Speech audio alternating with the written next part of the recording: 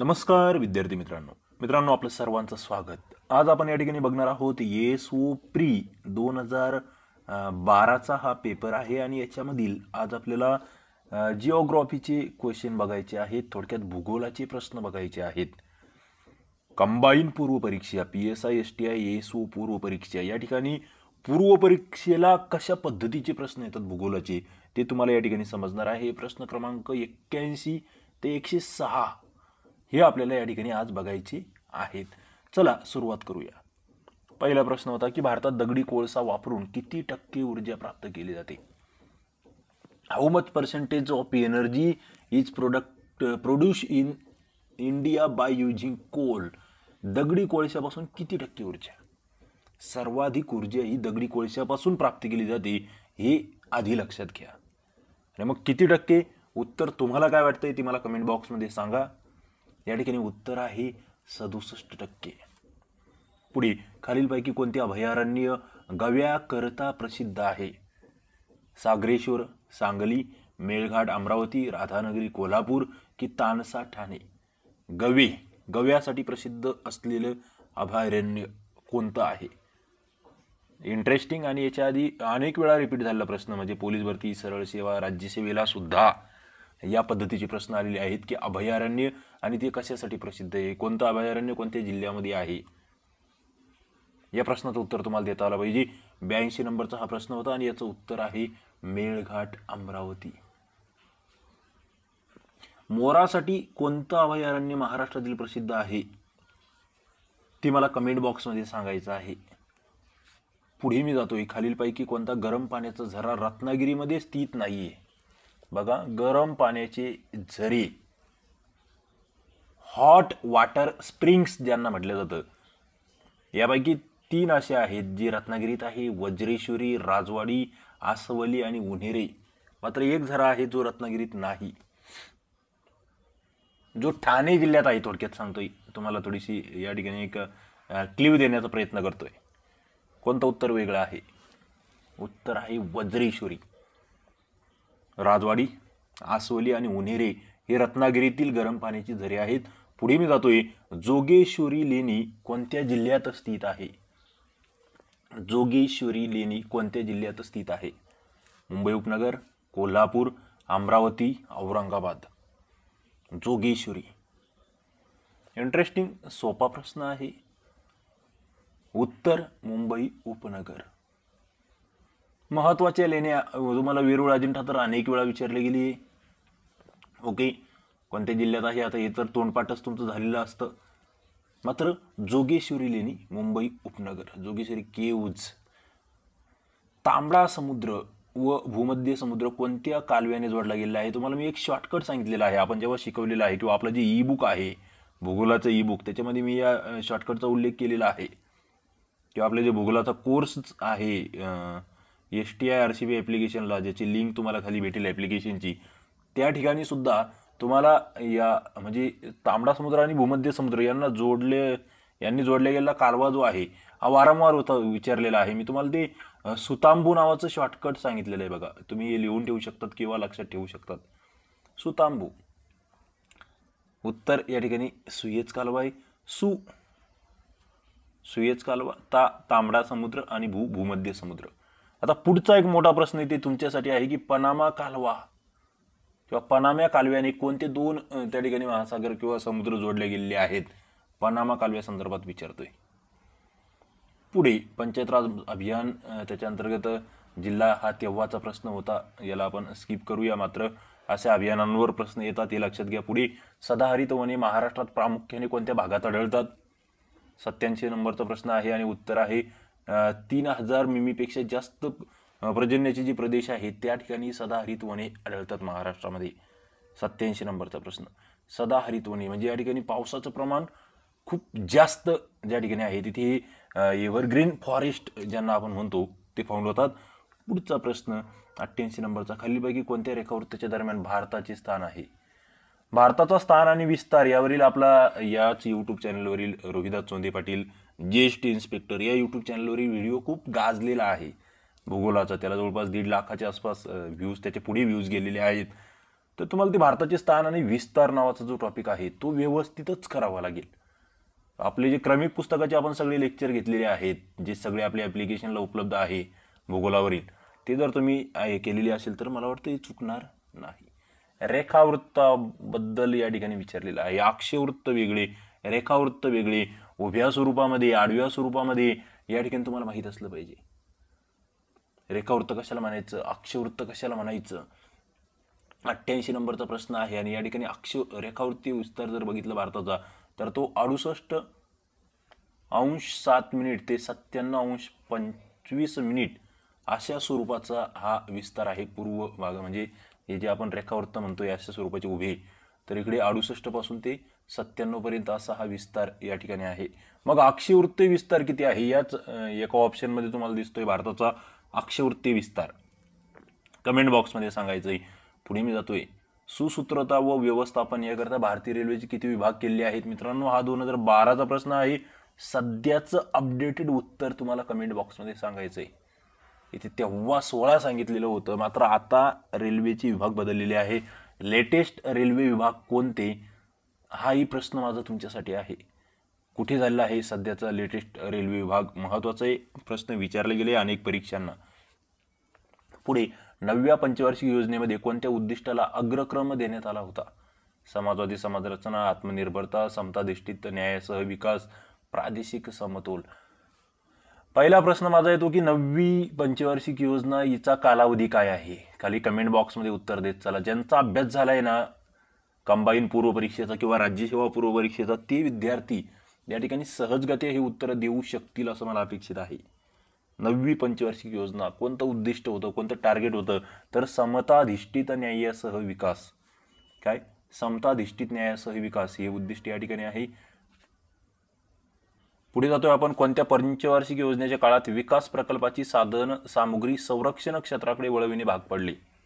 बघा, विकास प्रकल्पावर खर्च करायचा होता, मात्र तो खर्च करावा लागला संरक्षणाकडे. आणि या ठिकाणी मग तुम्हाला ती युद्धाची परिस्थिती आठवली पाहिजे. कोणत्या कालावधीमध्ये आपले दुसऱ्या देशांबरोबर युद्ध झाले. पहिली योजना, दुसरी योजना, तिसरी योजना, 5वी योजना, या योजनांची कालावधी माहीत पाहिजे. पहिली योजना कोणत्या कालावधीत सुरू झाली, मला तुमच्याकडून अपेक्षित उत्तराचा प्रश्न आहे माझा. दुसऱ्या योजनेचा कालावधी काय, तिसरीचा काय, पहिल्या 3 योजनांचा कालावधी पाठ असला पाहिजे. मग ही युद्धजन्य परिस्थिती कोणत्या योजनेत झाली आहे, 91 नंबरचा प्रश्न आणि ते आहे तिसरी योजना. यावेळी पंतप्रधान कोण होते, कोणत्या देशाबरोबर युद्ध झाले, ते कधी झाले, असे अनेक प्रश्न आहेत. चीन, पाकिस्तान, कधीचे युद्ध, त्या संदर्भातले करार, अनेक मुद्दे जी माहीतच असली पाहिजेत. वाचन केलं असेल तर मात्र या ठिकाणी सहज शक्य आहे. आपण अर्थशास्त्रामध्ये ती बघितलेलं आहे. पुढे खालीलपैकी कोणत्या ठिकाणी अणुऊर्जा प्रकल्प स्थापित नाहीये. Which of the following place does not have a nuclear power plant म्हटलेलं आहे. कुठे नाहीये. कुडनकुलम, कल्पकम, रावतभाटा, नैवेली. 92 नंबरचा प्रश्न आहे मित्रांनो. नैवेली या ठिकाणी नाहीये. कुडनकुलमला आहे, कल्पकमला आहे, रावतभाटाला आहे. मला या ठिकाणी राज्य सांगायचे, कोणतं ठिकाण कोणत्या राज्यात आहे. नक्कीच ज्यांचा अभ्यास झालेला आहे त्यांना या प्रश्नाची उत्तर देता येतील, देता आलीच पाहिजेत, जर तुम्हाला या ठिकाणी सक्सेस व्हायचं असेल तर. 11ची जनगणना, त्याच्या आधारे कोणतं राज्य आहे की जिथे सर्वाधिक शहरी लोकसंख्या जास्त आहे असं राज्य कोणतं. 93 नंबरचा प्रश्न आहे आणि उत्तर या ठिकाणी गोवा. पुढे 94 नंबरचा प्रश्न, खालीलपैकी कोणता किनारा भारताच्या पूर्व किनाऱ्याचा भाग आहे असं म्हटलेलं आहे. कोकण किनारा, मलबार किनारा, कोरोमंडल किनारा, दक्षिण किनारा. पूर्व किनारा भारताचा बघा, हा पश्चिम किनारा या ठिकाणी आहे. इकडे हा पूर्व किनारा आहे. पश्चिम किनाऱ्यामध्ये मग ते महाराष्ट्राच्या किनाऱ्याला काय म्हणतात, इकडे कर्नाटकच्या किनाऱ्याला काय म्हणतात, खाली केरळच्या किनाऱ्याला काय म्हणतात, इकडे आंध्राच्या किनाऱ्याला काय म्हणतात. या प्रत्येक किनाऱ्याला नावं आहेत. तामिळनाडूच्या किनाऱ्याला काय म्हणतात, नावे आहेत. आणि या ठिकाणी पूर्व किनाऱ्याचा भाग म्हणून कशाला ओळखलं जातं ते या ठिकाणी तुम्हाला विचारलं आहे आणि उत्तर आहे ते म्हणजे दक्षिण किनारा. दक्षिण किनारा जो पूर्व किनाऱ्याचा भाग आहे. ओके, इकडे कोकण, मलबार आणि कोरोमंडल बघितलं तुम्ही तर हे पश्चिम साईडला येतात, हे लक्षात घ्यावं लागेल. पुढे महाराष्ट्रातील मासेमारीबद्दल काय खरे नाही असं विचारलेलं आहे. पहिलं म्हणजे महाराष्ट्रात मासेमारीसाठी 75,000 पेक्षा अधिक चौरस किमी क्षेत्र उपलब्ध आहे.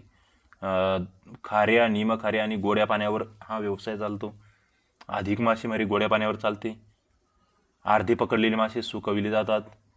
तीव्र उन्हाळ्यामध्ये मासेमारी बंद असते. काय खरे नाही असं म्हटलेलं आहे. 95 नंबरचा प्रश्न आहे आणि उत्तर आहे या ठिकाणी 3 नंबरचं.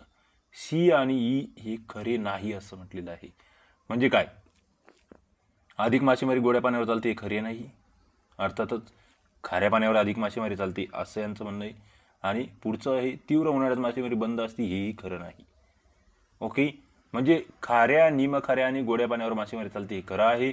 75,000पेक्षा अधिक चौरस किमी क्षेत्र उपलब्ध आहे तेही लक्षात घ्या. अर्धे मासे हे त्या ठिकाणी सुकविले जातात हेही तुम्हाला माहीत असलं पाहिजे यापुढे जर हा प्रश्न रिपीट झाला तर. पुढचा प्रश्न जोड्या लावा विचारलेला आहे. आपटा, पळस, खैर आणि बांबू. तुम्ही नक्कीच हे प्रश्न बऱ्याच जणांनी वाचलेले असणार आहे. विविध पुस्तकातून तुम्ही वाचन केलेलं असणार आहे. प्रश्नपत्रिकांचा सराव केलेला असणार आहे. आता तुम्हाला ते रिवाईज करायचं आहे, आठवायचं आहे की माझे किती बरोबर येतात. कशाचा उपयोग काय होतो या संदर्भातला हा प्रश्न आहे. जोड्या लावा म्हणून 96 नंबरचा प्रश्न हा तेव्हा रद्द केला होता.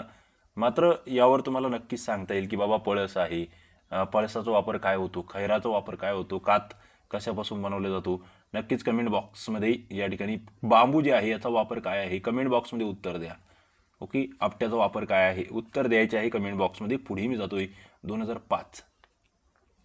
2005 मध्ये महानिर्मिती, महावहन, महावितरण या 3 कंपन्या टिंबटिंबमधून तयार करण्यात आल्या आहेत. कशापासून, कोणत्या मुख्य महामंडळ किंवा मंडळापासून या कंपन्या तयार करण्यात आल्या? 97 नंबरचा प्रश्न आहे आणि त्याचं उत्तर आहे MSEB, ज्याला आपण महाराष्ट्र राज्य विद्युत मंडळ म्हणतो किंवा महाराष्ट्र स्टेट इलेक्ट्रिसिटी बोर्ड. त्याच्यातून या महानिर्मिती, महावहन आणि महावितरण या 3 कंपन्या तयार करण्यात आल्या आहेत. पुढे जाऊया आपण. 98 नंबरचा प्रश्न आहे की नद्या आणि उगमस्थान, गोदावरी असेल, भीमा, कृष्णा आणि पूर्णा, कोणत्या नदीचं कोणतं उगमस्थान आहे असा हा प्रश्न आहे. इंटरेस्टिंग आणि मला वाटतं सोपा प्रश्न. 98 नंबरचा हा प्रश्न आहे. उत्तर या ठिकाणी आपण 2 नंबरचा आहे. म्हणजे गोदावरी नदीचा उगम जर तुम्ही बघितला तर तुमच्या लक्षात येईल त्र्यंबकेश्वर. भीमेचा उगम या ठिकाणी भीमाशंकर. कृष्णेचा उगम या ठिकाणी महाबळेश्वर आणि पूर्णा नदीचा उगम गाविलगड हा आहे. म्हणजे कोणती नदी कोणत्या ठिकाणी उगम पावलेली आहे हे तुमच्या या ठिकाणी लक्षात येतं आहे. पुढे आपण जाऊया. महाराष्ट्रातील कोणत्या प्रदेशात नैऋत्य मान्सून वाऱ्यांच्या दोन्ही शाखांपासून पाऊस मिळतो असं म्हटलेलं आहे?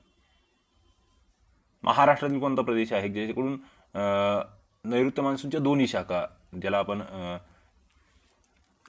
परतीचा पाऊस सुद्धा म्हणत असतो, तो सुद्धा ज्या ठिकाणी पडतो? मराठवाडा, कोकण, खानदेश की विदर्भ? 99 नंबरचा प्रश्न आहे आणि उत्तर मला वाटतं तुम्हाला क्लिक झालं असेल ते म्हणजे विदर्भ. विदर्भामध्ये परतीचा पाऊस सुद्धा पडत असतो, लक्षात घ्या. पुढे देशातील पहिली संत्रा वायनरी नागपूर जिल्ह्यातील कोणत्या ठिकाणी प्रस्तावित आहे असा प्रश्न होता आणि याचं उत्तर आहे सावरगाव. संत्रा वायनरी, ऑरेंज वायनरी आपण ज्याला म्हणतोय. पुढे खालीलपैकी कोणते खनिज लोह खनिज नाही? लोह खनिजाचे प्रकार आपण त्या ठिकाणी बघितलेले आहे, शिकलेलो आहोत. विज्ञानामध्ये हे सगळं आपण डिटेलमध्ये बघतोय. हेमेटाईट, लिमोनाईट, लिग्नाईट आणि मॅग्नेटाईट. कोणते खनिज लोह खनिज नाही असं म्हटलेलं आहे? 101 नंबरचा प्रश्न आहे आणि उत्तर आहे लिग्नाईट. हा कशाचा प्रकार आहे मग नेमका? मला कमेंट बॉक्समध्ये उत्तर द्या. आपण एमबीलिपी नावाचा एक शॉर्टकट मी तुम्हाला सांगितलेला आहे. ओके, एमबीलिपी कशाचं शॉर्टकट केलं आहे आपण? हे त्याच्यातल्या त्या गुणवत्तेनुसार आपण उतरत्या क्रमाने ते शॉर्टकट बघितलेलं होतं. इकडे लोह खनिजामध्ये हिमेटाईट आहे, लिमोनाईट आहे आणि मॅग्नेटाईट आहे. लिग्नाईट कशाचा प्रकार आहे? पुढे महाराष्ट्रातील पहिली सैनिकी शाळा कुठे सुरू झाली? महाराष्ट्रातील पहिली सैनिकी शाळा नाशिक, पुणे, सातारा की औरंगाबाद? या ठिकाणी उत्तर आहे सातारा. कधी सुरू झाली हा एक नवीन प्रश्न तयार होतो. महाराष्ट्रात जून 2010 पर्यंत किती जलविद्युत प्रकल्प होते तेव्हाचा प्रश्न आहे. आताही वाढत जाईल. तेव्हा 48 पूर्ण झाली होती, आताची संख्या वेगळी असू शकते. मात्र असा प्रश्न येतो हे तुम्हाला माहीत असलं पाहिजे. महाराष्ट्राची नदी प्रणाली, खूप चांगल्या पद्धतीने आपण हा घटक घेतलेला आहे आणि खूप गाजलेले आहे त्याच्यावरील आपले लेक्चर. ओके, कोणते विधान चूक आहे नदी प्रणालीबाबत? पहिलं, गोदावरी महाराष्ट्राचे सुमारे अर्धे क्षेत्र व्यापते. उत्तरेकडील मोठ्या नद्या, 2 नद्या महाराष्ट्राबाहेर उगम पावतात. परराज्यातून महाराष्ट्रात येणाऱ्या नद्या या पश्चिम वाहिनी नद्या आहेत. चुकीचं विधान निवडायचं होतं आणि मला असं वाटतं या ठिकाणी जर तुम्ही बघितलं तर गोदावरी आर्थिक क्षेत्र व्याप्ती का जवळपास 50%. यस. उत्तरेकडील मोठ्या 2 नद्या महाराष्ट्राबाहेर उगम पावतात. उत्तरेकडील, महाराष्ट्रातल्या उत्तरेकडील नर्मदा, तापी म्हणतोय आपण. यस, बरोबर आहे ते. परराज्यातून महाराष्ट्रात येणाऱ्या नद्या पश्चिम वाहिनी नद्या आहेत. आता त्या परराज्यातूनच येत आहेत.